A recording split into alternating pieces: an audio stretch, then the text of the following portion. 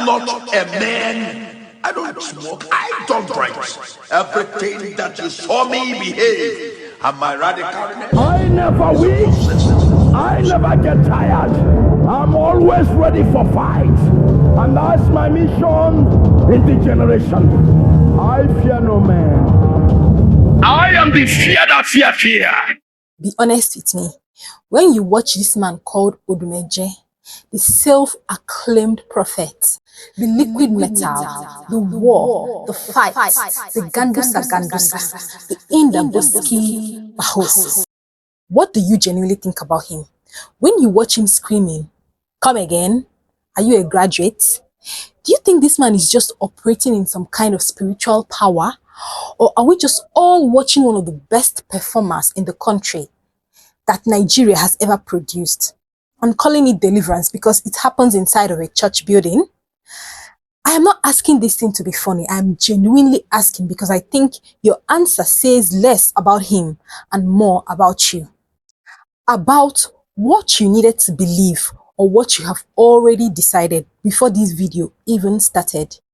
Either way, just stay with me, because today we're going to be discussing and dissecting the full story of Chukwuemeka Ohanaemere, where he came from, what he built, and how his whole career tells something bigger about just more than one man in Onitsha, Anambra State.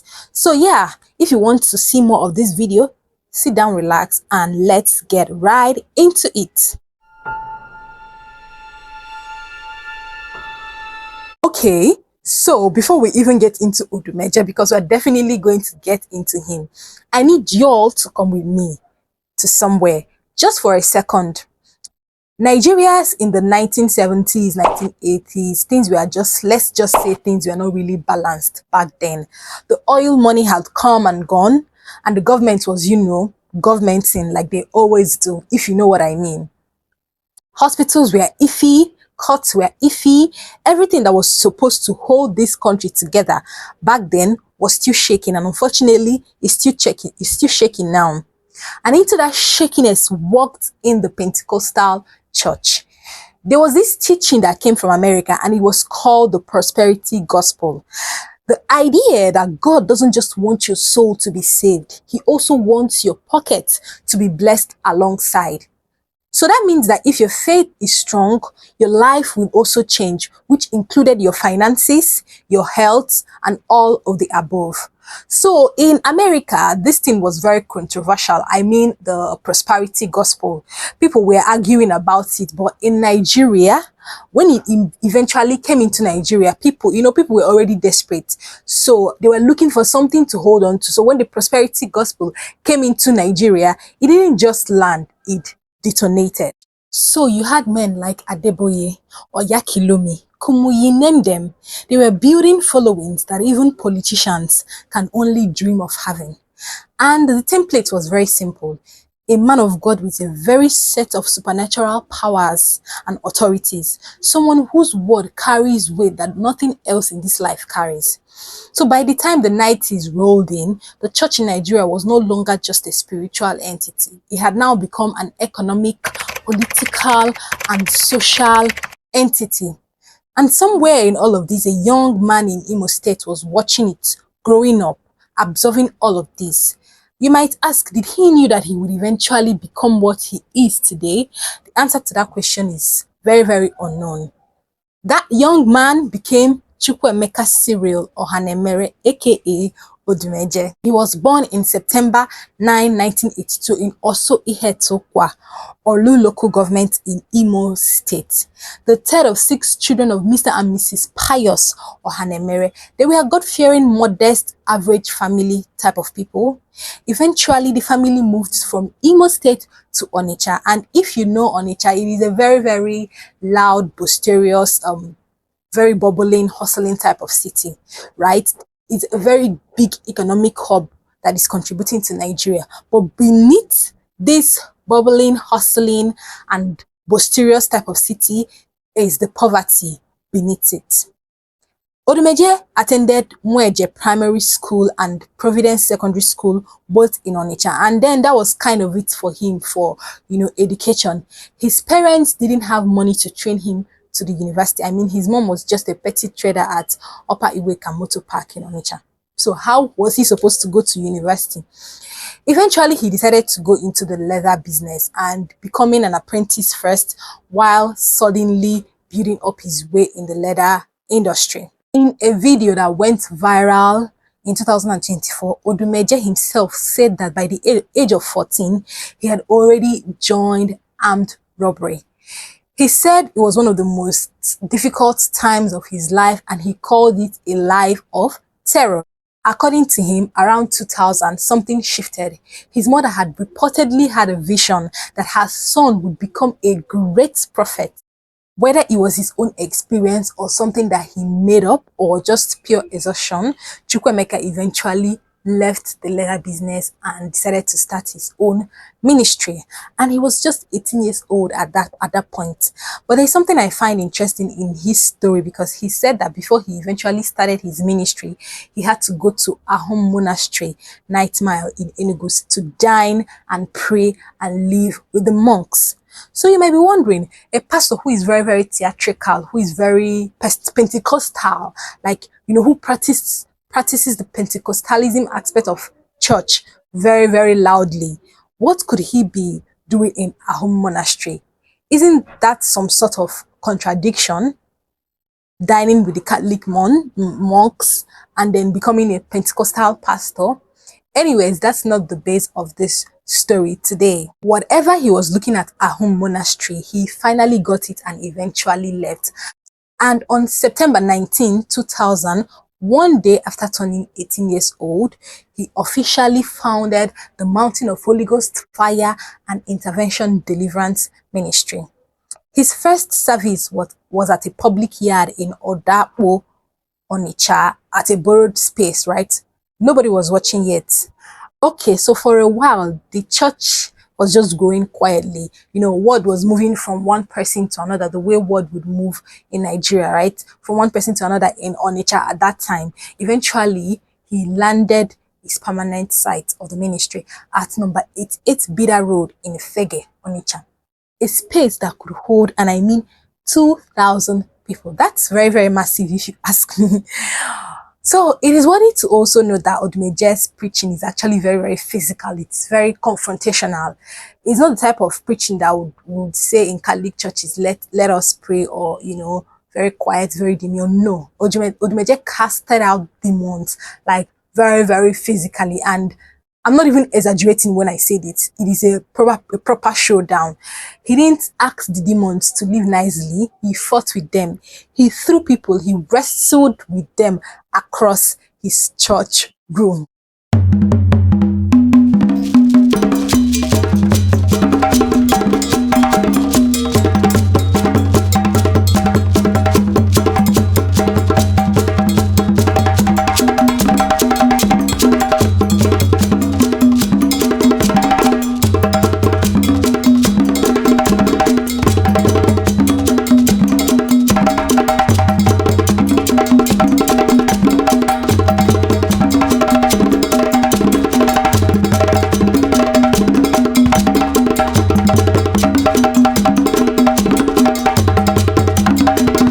It's very, very funny. So, when this type of theatrics come online, people will start talking about it. People will start getting interested. They would want to know, who is this pastor? Who is this pastor that is performing wrestling with us here? They would really, really want to know. And, the height of it all was when a deliverance clip went online. I think somebody videoed it and put it online. So people were now like, who is this man? They've never heard of a church called Mountain of Fire Holy Ghost Ministry Intervention in Onitsha. So they were interested because they want to know who is this man that is flinging people across the room, screaming lines nobody has ever heard of. He would say something like, I am not a preacher of love. I am the fight. I am the war. I am the Indaboski Bahose. These words right here are definitely not church languages. If you ask me, that is a tagline. He would say things like, I am the lion himself. I am the liquid metal. In fact, every other name that comes after that was even more dramatic than the last. Whether he planned it, these names were just a cause for maximum chaos, and online rewards chaos. We all know that. So because this man's fame kept on growing, a certain or a particular group of people started showing up in his church, aka Nollywood.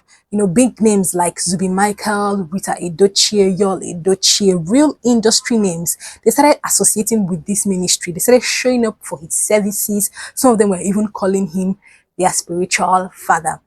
So it is also worthy to note that Zubi Michael at a point had to clarify everything. And he said, look, wait, Odumeje is just my friend. He's not my pastor. And then on the other hand, Rita Edochie specifically said that Odumeje was her spiritual father.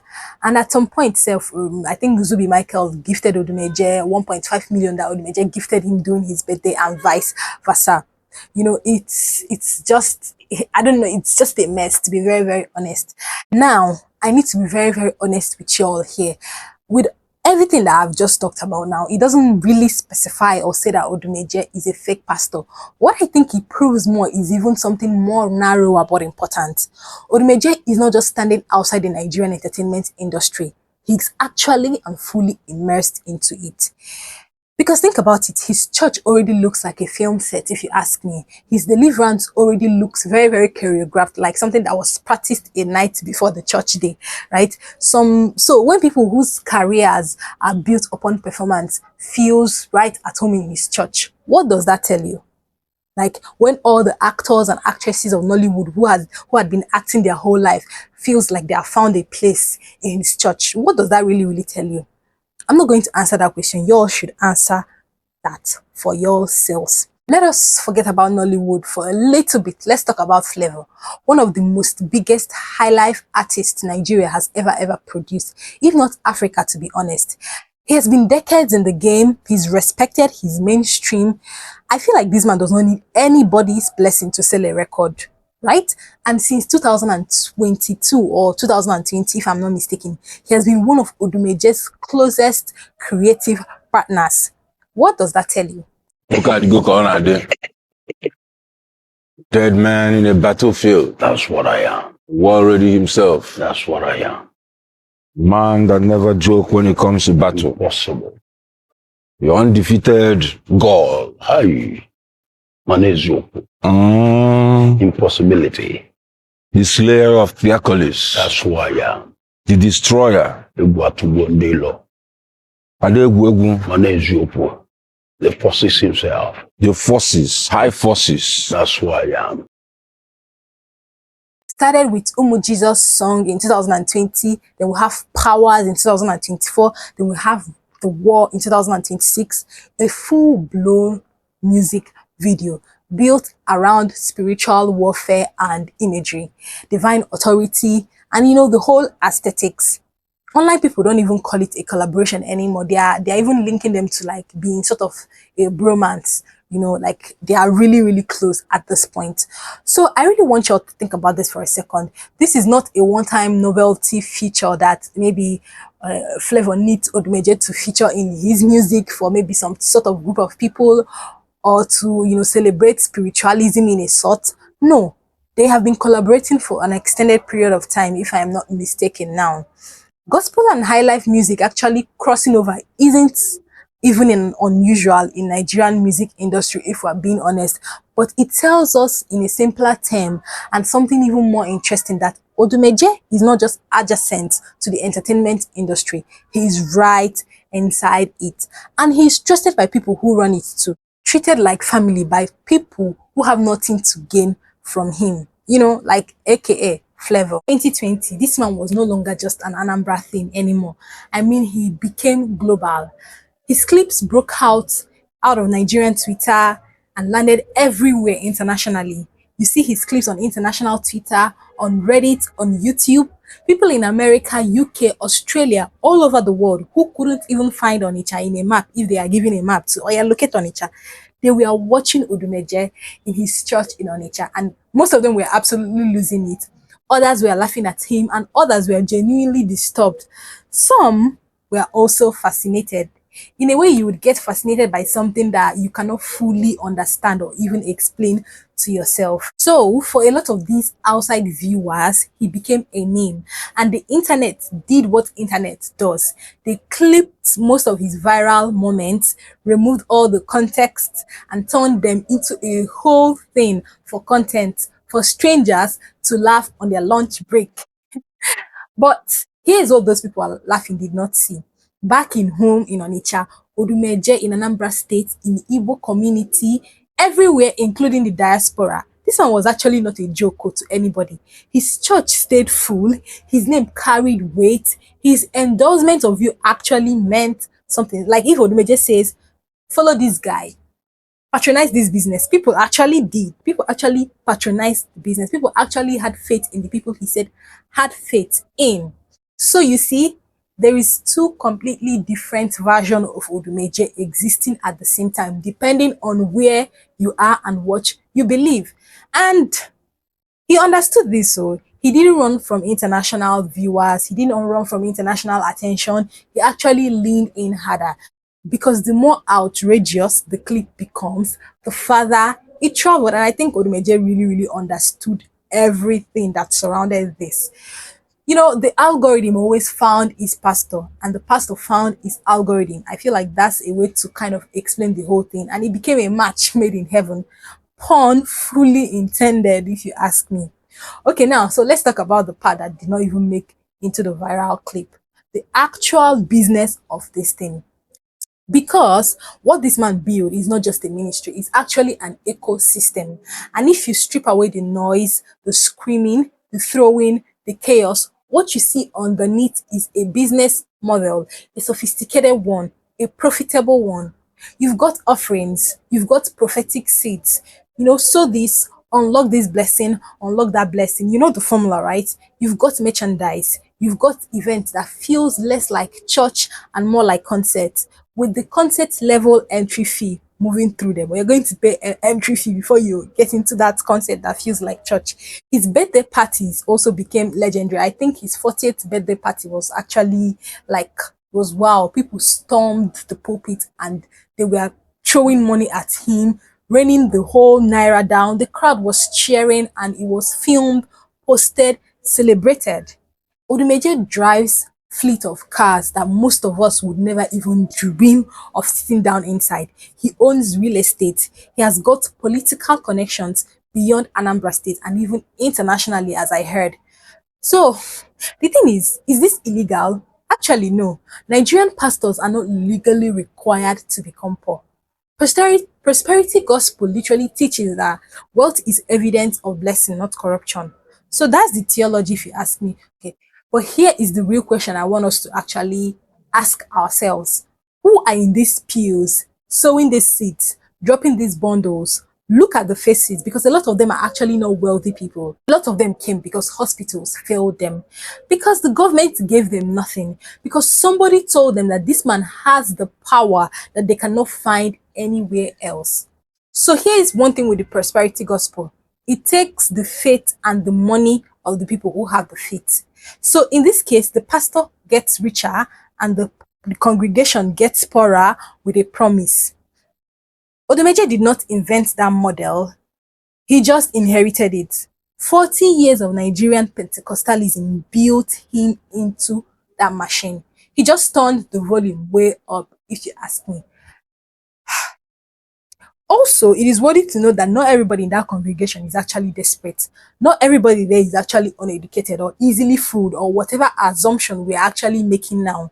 Some of his most loyal members are actually educated, comfortable, fully aware of his theatrics, and they chose to be there anyways. This is called community. It is called belonging. The feeling that you are part of something bigger than you, bigger than your everyday life.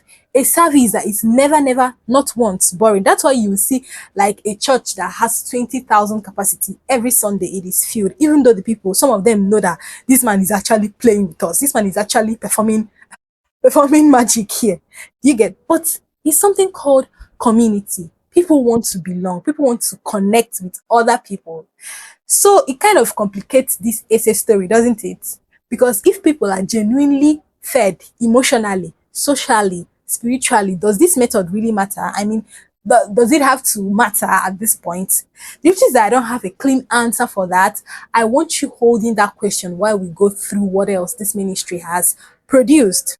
In 2021, a young comedian named Ada Jesus, real name Mmesoma Mercy Obi, was seriously and critically ill.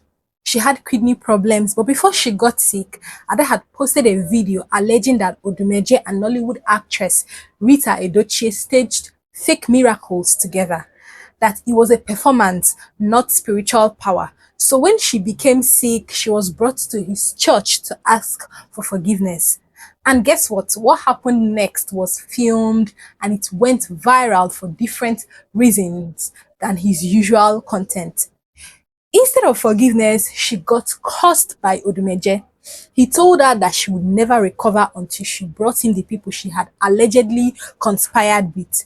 Rita Edochie was also in the crowd, present, watching, and even went further, telling the dying woman that it would never be well with her, that she would die from her sickness so that others could learn. The congregation clapped, and unfortunately, Ada Jesus died not long after.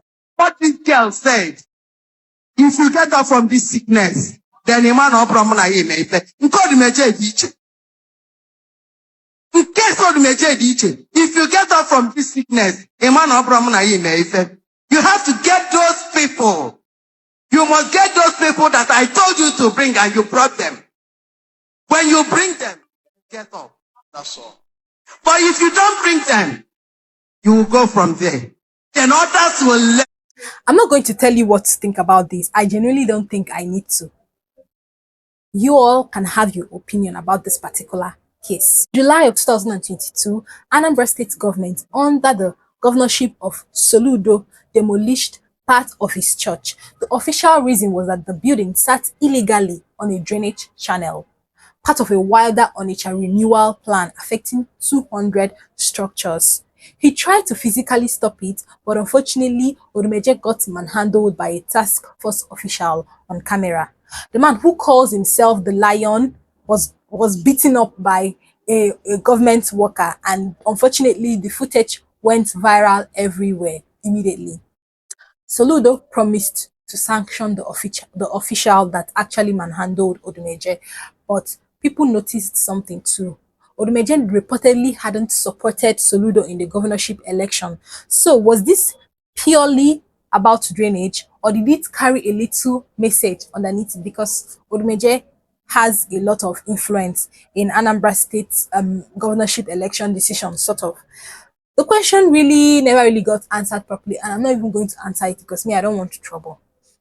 The Nollywood drama also did not end there. When Yul Edochie, already in the middle of his own messy, divorce drama with his first wife and his second wife, Judy Austin and May Edochie, Odumeje's church harbored Yul Edochie. He showed up in one of his church services and got up in the altar to celebrate himself.